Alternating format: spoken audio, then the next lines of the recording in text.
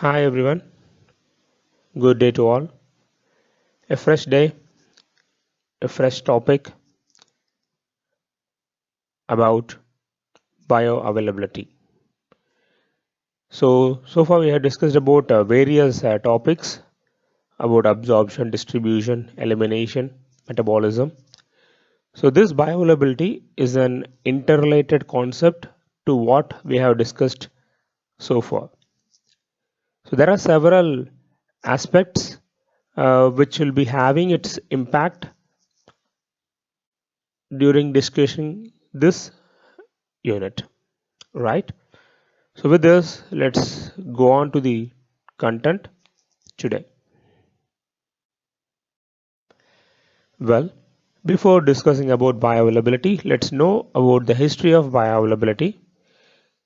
So the study of drug absorption has been tracked in 1972 by using sodium iodide, but the concept of bioavailability and bioequivalence did not become a public issue until 1960s, when there was a concern raised that the generic product might not be having as bioavailability as that of the manufacturer of innovator. So to compare and confirm the bioavailability equivalent to that of the innovator product, so these generic product has to prove its efficacy. So in order to prove it, the concept of bioavailability has been raised. So that mainly related to the clinical observance in the human, and this investigation facilitated by techniques permitting the measurement of minute quantity of drugs and their metabolite in biological fluids. So in 1970, the FDA began to ask for evidence of biological availability in applications submitted for the approval of certain new drugs. So now as we are discussing in regulatory affairs for BioWavier for a generic product. So as a BioWavier for a generic product, we used to do the bioequivalent studies. So this bioequivalent studies by in vitro, it confirms the similarity of drug release for the generic in comparison to the innovator. So this is what a major application, major which comes under the generic drug approval process. And in 1974, a drug bioequivalence study panel was formed by the Office of Technology Assessment to examine the relationship between the chemical and therapeutic equivalence of a drug product. On the basis of a recommendation in the OTA report, the FDA published a set of regulations for submission of bioavailability data in certain NDAs. These regulations became effectively on 17th on July 1st, 1977, and are certain codified in 21 Code of Federation Regulation CFR Part 320. Followed by, in 1984, the FDA was authorized to approve the generic product under the Drug Price Competition and Patent Term Reservation Act. In recent years, as more generic product became available, there is a concern that generic product may not be comparable in identity, strength, quality, or purity to the innovator product. So to address this concern, the FDA conducted a hearing on bioequivalence of solid dosage form in Washington in 1986. As a consequence of this hearing, a bioequivalent task force (BTF) was formed to evaluate the current procedure adopted by the FDA for the assessment of bioequivalence between intermediate solid dosage forms. A report from BTF was released in 1988.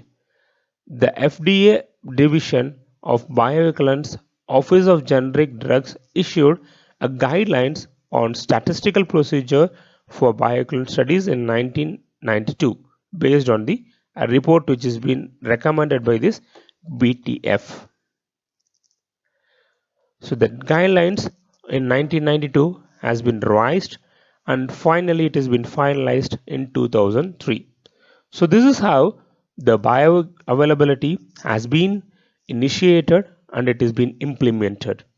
So this bioavailability today is a major concern for getting approval of a generic product.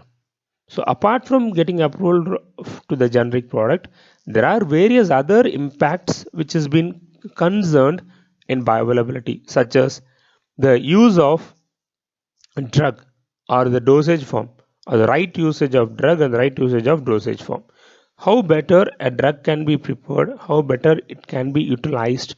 So these are all related to the bioavailability concept. So let's discuss about it one by one now. Well, according to FDA, the bioavailability of a drug product is the rate and extent to which the active drug ingredient or a therapeutic moiety is absorbed and became available at the site of drug action. So this is what about the bioavailability concerned of by FDA. A comparative bioavailability study refers to the comparison of the bioavailabilities of different formulations of the same drug or different products. So this is what we call it as a comparative bioavailabilities of.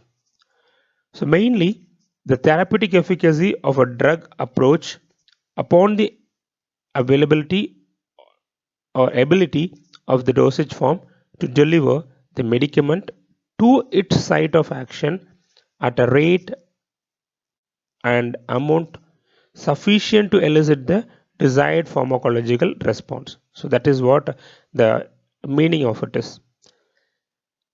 A slower absorption rate is, however, desired when the aim is to prolong the duration of action or to avoid the adverse effect.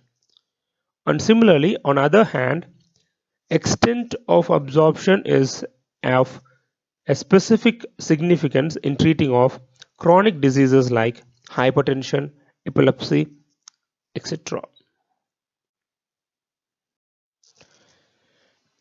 Well, let's now discuss about the factors affecting bioavailability. So in case if the size of the dose to be administered is same, then the bioavailability of the drug from its dosage form depends upon three major factors. So mainly saying about it, the patient related factor, pharmaceutical factor and route of administration. And whereas in case of pharmaceutical factor and patient related factor, we have been detailed well in the topic of absorption of drugs. Saying about the route of administration. So the influence of route of administration on drug bioavailability is generally in the following order, such as parenteral, followed by oral, followed by rectal, and finally topical, with few exceptions in some cases. When a parenteral route, particularly intravenous injection of a drug, results in 100% bioavailability, as the absorption process is bypassed. However, the reason of stability and convenience, most of the drug is being absorbed or administered orally. So in such cases, the dose available to the patient, we will be calling that as a bioavailable dose. So here we have a list of various routes and its bioavailability and its characteristics. Saying about intravenous, it has 100% bioavailability as defined earlier, and it possesses a rapid onset of action. In case of intravenous, it will be in the range of 75 to 100%, where a large volume often will be visible and may be painful also, as it is of oils. Most of the intramusculars are oily nature, It will be quite viscous and it will be painful upon administering the dosage form. The next is about subcutaneous. It also possesses 75 to greater than or equal to 100% bioavailability. The volume will be smaller in compared to that of the IM, and it may be also painful. The next one is about oral. It possesses 5 to 100 bioavailability based upon the physicochemical property of the drug. If a drug is having extensive first pass metabolism, means a huge amount of drug is being metabolized in liver, say for example 95%, then the bioavailability will be only 5%. In some condition, the drug, its chemical nature will be in such a manner that it overcomes the first pass metabolism. It gets very poor degradation in liver. Say for example, in such condition, the drug will be having 99% of or 99 to 100% of drug absorption, where it possesses less first pass effect. So in case of oral, based upon the physicochemical property as well as the response of the drug in the liver, the bioavailability will be varying from even 5 to 100%. So it is more convenient, and first pass effect is the most important thing to be considered upon oral administration. Next is about rectal. So 30 to 100% possible less first pass effect than oral, but enzymatic degradation and other factors plays a major role in rectal route of administration. In case of inhalation, 5 to 100%, and it possesses rapid onset of action. And one more thing related to this inhalation is, in case of nasal drug delivery, this route is being considered as one important route to target the brain directly through the olfactory lobes. The drug will be getting absorbed and it has a chance to get enter into the brain directly through this nasal route of administration. And finally, the transdermal or topical. So topical, in case it has been possessing local action, whereas transdermal, it penetrates the skin and reaches the systemic circulation. So in case of transdermal, there is a chance of 80 to 100% bioavailability. Usually there will be very slow absorption, and it's used for overcoming the first pass effect and prolonging the duration of action. So this is what the relationship between bioavailability and a route of administration. Well, as I said earlier, the dose available to the patient is called as bioavailable dose, and it is often less than the administered dose. So the amount of drug that reaches the systemic circulation, that is the extent of drug being absorbed, is called as the systemic availability or simply availability. The term bioavailable fraction F refers to the fraction of administered dose that enters the systemic circulation. F is equal to bioavailable dose by administered dose. So among the quantity what we administered, how much which reaches the systemic circulation is nothing but the bioavailable fraction. Well, about the objective of bioavailability, the bioavailability studies are important in the primary stage of development of a suitable dosage form for a new drug entity. It's also been important in determination of influence of excipients, patient-related factors, and possible interactions with other drug on the efficacy of absorption. It is also important in development of a new formulation of existing drugs. So some drugs will be available in oral. So in case of to enhance its bioavailability, we may approach in some other aspect such as injections or topicals, something such like that. And finally, the other objective of bioavailability is to control of quality of drug products during the early stage of marketing in order to determine the influence of processing factor, storage, and stability on the drug absorption. Well, what the significance of bioavailability? So saying about significance, this drug having low therapeutic index, example cardioglycosides, quinidine, phenytoin, etc., and a narrow margin of safety such as antiarrhythmic, antidiabetic, adrenal drugs, as well as steroids, theophylline. These are all has its impact in bioavailability concern. And also, drug whose peak level are required for the effect of drug. Example: phenytoin, phenobarbital, primidone, sodium valproate, antihypertensives, antidiabetics, and antibiotics.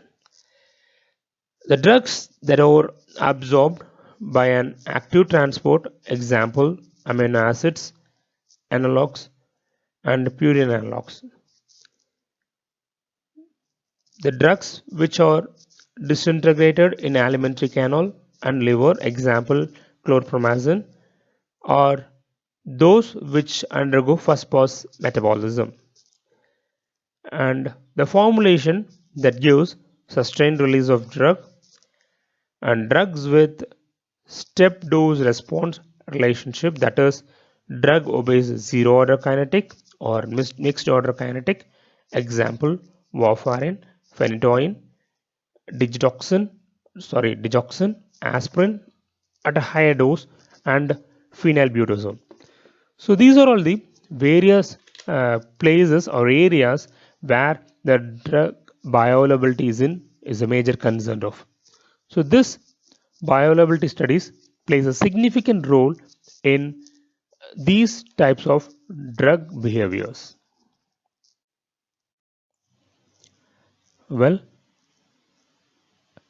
in consideration of bioavailability study design, there are various factors to be considered. Among them, the one is absolute bioavailability versus relative bioavailability.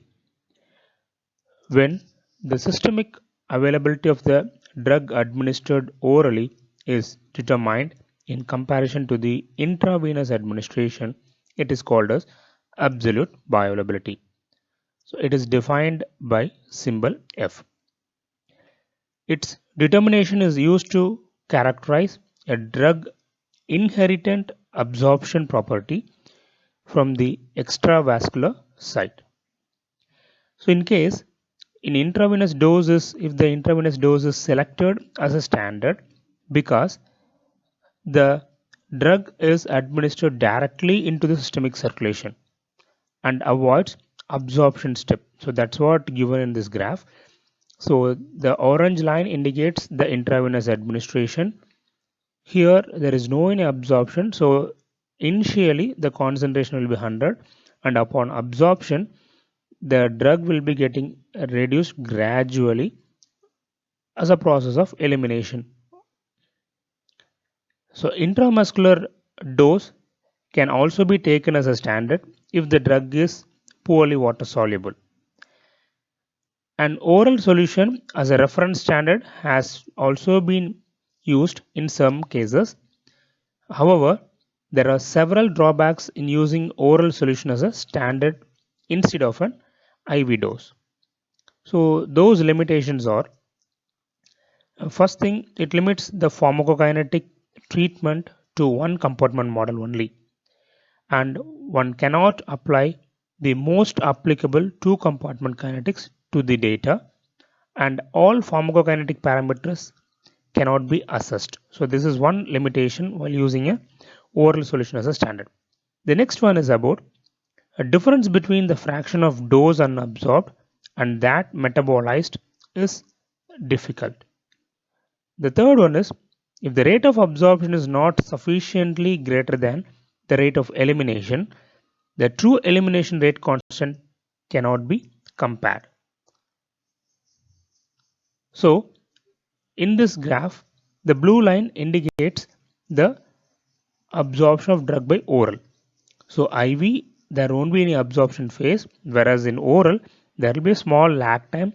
The absorption will be taking slower based on the process of disintegration, dissolution, metabolism, and then systemic availability. So this time factor is a major parameter related for slow time of absorption, or else lag time we can say about it. And one more thing, here in case of oral administration, the solubility and the permeability plays a major factor here. So when a oral solution is being used in conjunction with the IV route, one can one can distinguish the dissolution rate limitation in the drug absorbed from the solid dosage form. So this is what when we can take when we are doing oral as a standard in case of IV. So this is what the condition. And saying about this is an absolute bioavailability, we are comparing it directly to the IV administration. Next is about relative bioavailability. So here in case of relative bioavailability, when the systemic availability of the drug after oral administration is compared with that of the oral standard of the same drug, such as an aqueous or non-aqueous solution or a suspension. So it is referred as a relative bioavailability and it is denoted by the symbol F or. In contrast to absolute bioavailability, it is used to characterize absorption of the drug from its formulation, and here the F and F4 means absolute and the relative bioavailability. These both are expressed in the percentage terms. Well, so this is what about relative bioavailability and absolute bioavailability. Similarly, the other considerations are single dose versus multiple dose. So the dose to be administered for a bioavailability study is determined from preliminary clinical experiment. So single dose bioavailability studies are quite common and that are easy, less exposure to drug will be there and it is less tedious. However, it is difficult to predict the steady state characterization of the drug and inter-subject variabilities. And similarly, on the other hand, multiple dose study is difficult to control and exposure the subject to more drug and is highly tedious and time consuming. In multiple dose study, one must ensure that the steady state has been reached.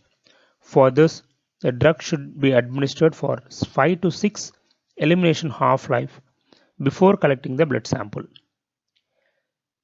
So the third one to be considered in bioavailability study is human volunteers.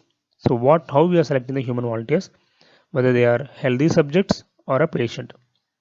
So the bioavailability study should be carried out in patients for whom the drug is intended to use because of apparent advantages. One is the patient will be benefited for the study.